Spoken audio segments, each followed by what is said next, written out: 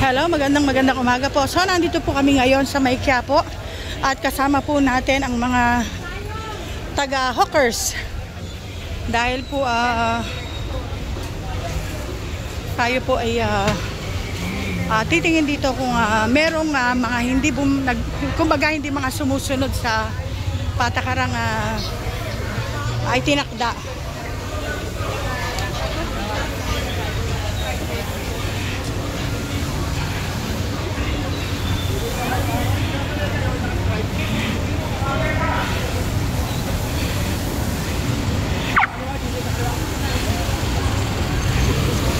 Bali may kasama rin po tayo mga kapulisan para po tayo ay medyo alalayan nila.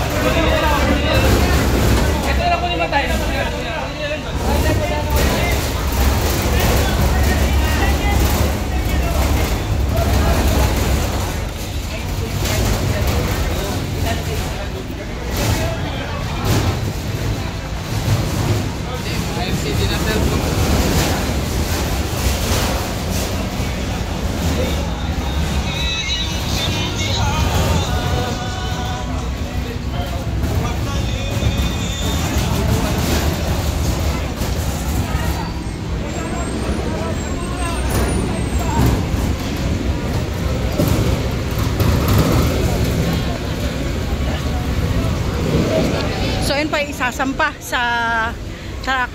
At ito naman po isang truck ay nag-clearing, nagpa-flashing dito sa May Divisoria dahil patuloy yung ating paglilinis sa Kalakhang, Maynila.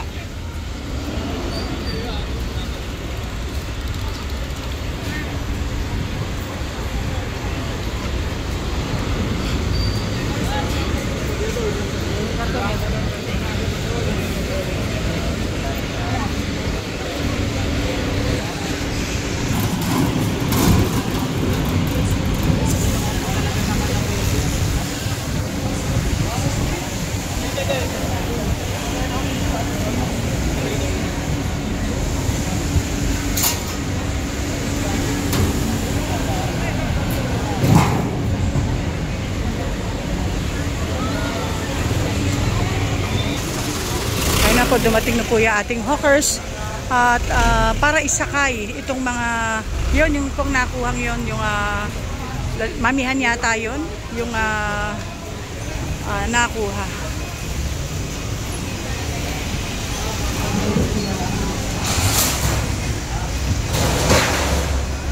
Sinampa na.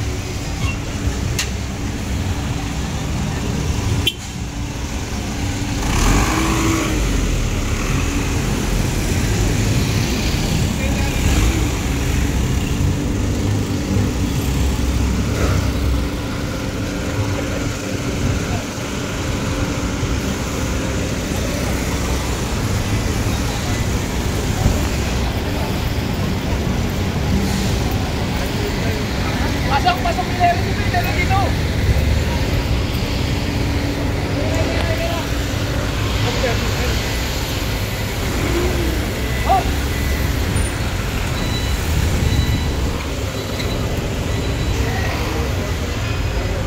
Yan, so papasok po tayo rito sa street na ito.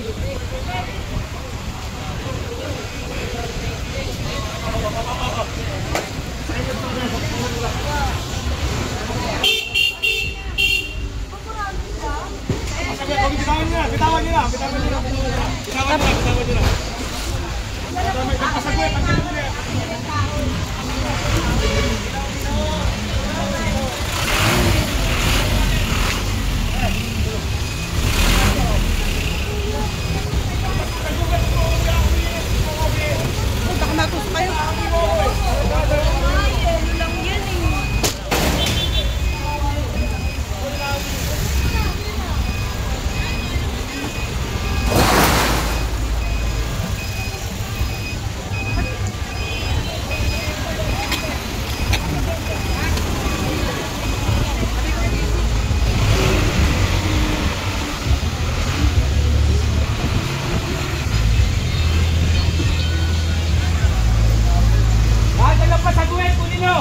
Ayun.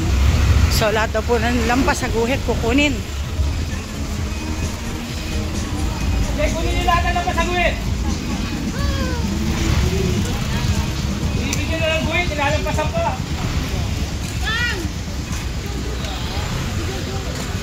Ulit-ulit na lang tayo rito. Eh, makasabit tayo lampas sa guhit, kunin nyo yan o. Kunin nyo yung mga lampas sa guhit niya, kunin nyo. Paulit-ulit na lang tayo rito eh. Ibigyan kayo ng kunin nyo, sinasamantala niya eh. Hindi ba pasapat yung guhit? Kailangan po ba lampasan? Napagod nyo kami sa opisina, tatawagan kami ng reklamo, pag reklamo. I-responde kami, pagtalikod namin, lampasan naman kayo sa guhit.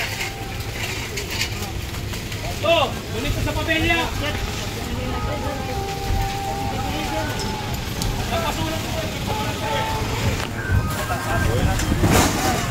Tama na. Ayun ang pasaguhit yung mga yun ka pinakukuha po lahat.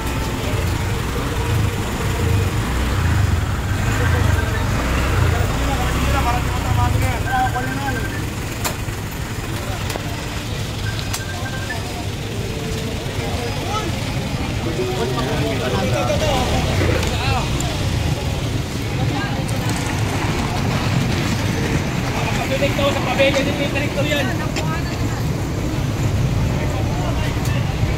Kaya lahat ng lampas sa guhit ko ninyo.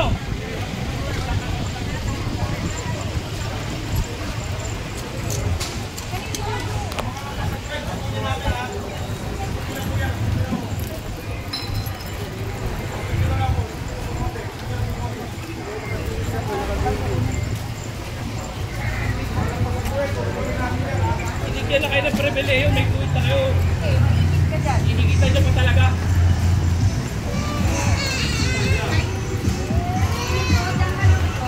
O ito, nagpasagulit ka na.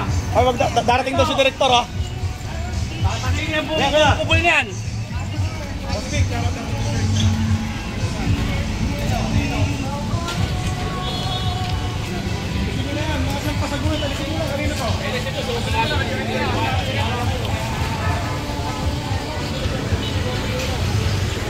Ayan, so hindi naman po sila nagkuulang na pinagbigyan naman po talaga sila na sinabi nga meron lang hangganan ng guhit na dapat na hangganan na doon lang nilalagay yung pwesto nila.